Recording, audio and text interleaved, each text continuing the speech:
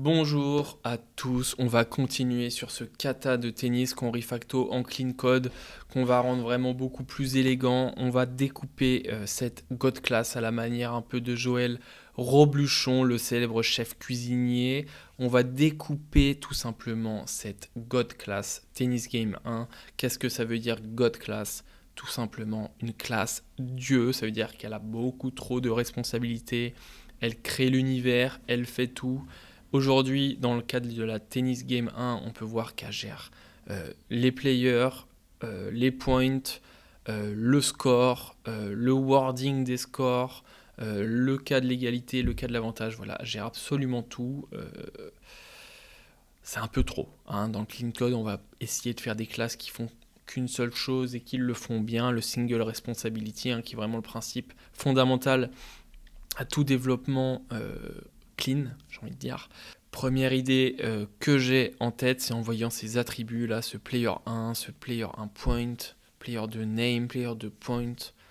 Première idée qui nous vient en tête, évidemment, ça va être quoi ? Ça va être la classe player qui aura certainement une responsabilité bien découpée, bien simple, bien efficace, qui permet de renvoyer le nom d'un player, de lui faire gagner des points et de renvoyer son nombre de points. Je dirais tout simplement une classe minimale qui ressemble beaucoup à une data class. Alors c'est parti, comment on a fait ça, comment j'ai fait ça.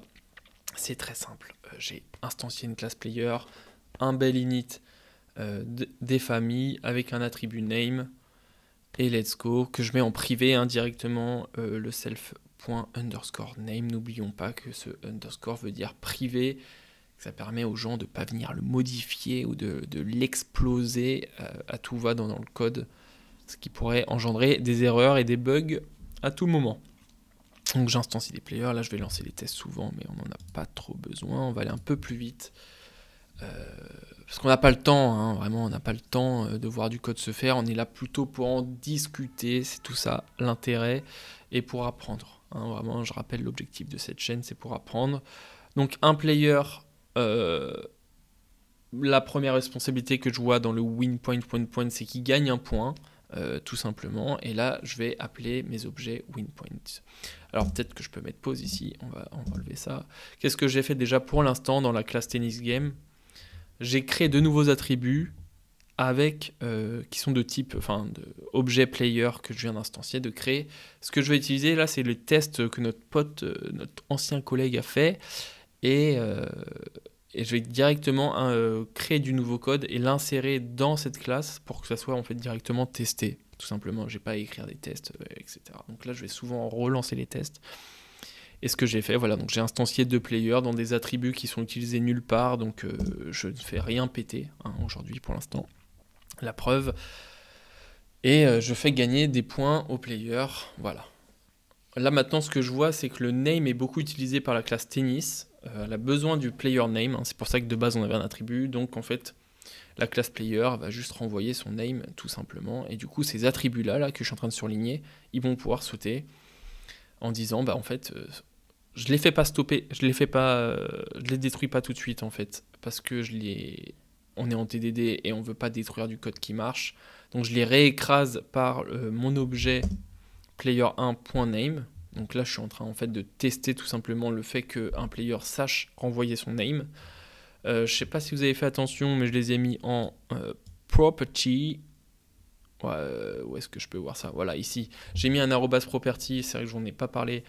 C'est juste pour dire que c'est du read-only, c'est une manière pour Python de dire que j'ai une méthode name, qui n'est pas une vraie méthode. Comment ça marche ? C'est que ça va renvoyer quelque chose d'interne. C'est vraiment une sorte de getter, tout simplement. Et l'avantage de ce truc-là, pour ceux qui ne savent pas, c'est que quand tu veux appeler l'attribut... tu veux appeler la méthode name, tu n'as pas besoin de mettre de parenthèse. Voilà, là je vais l'écrire, voilà, .name, tu n'as pas besoin de parenthèse. Bref, rien d'exceptionnel. Donc ce name, il est important. On en était où ? Et je le mets partout.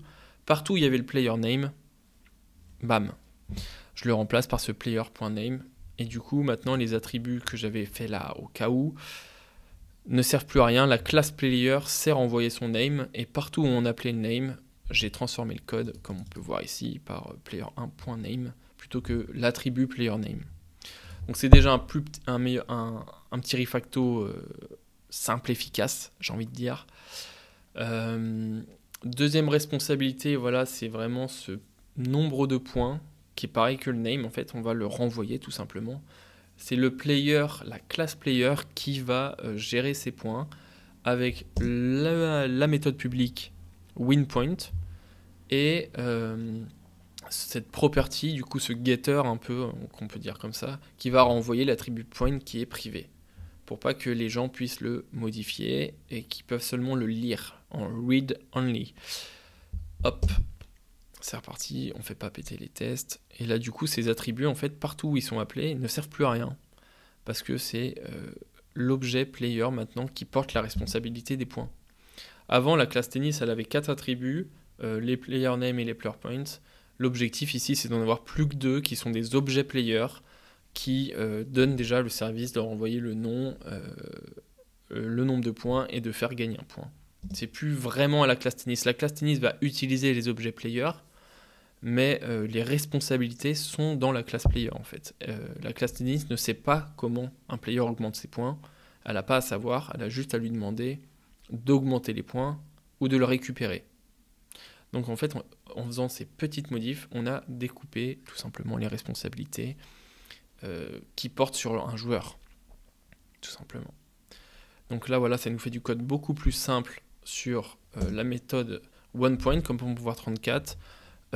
On appelle un objet winPoint. Mais on peut encore améliorer cette méthode OnePoint, qui est pour moi pas très propre hein, pour l'instant. On a notre objet classe. Et ce qu'on va faire, c'est qu'en fait, on va pouvoir chercher maintenant un joueur par son nom, tout simplement.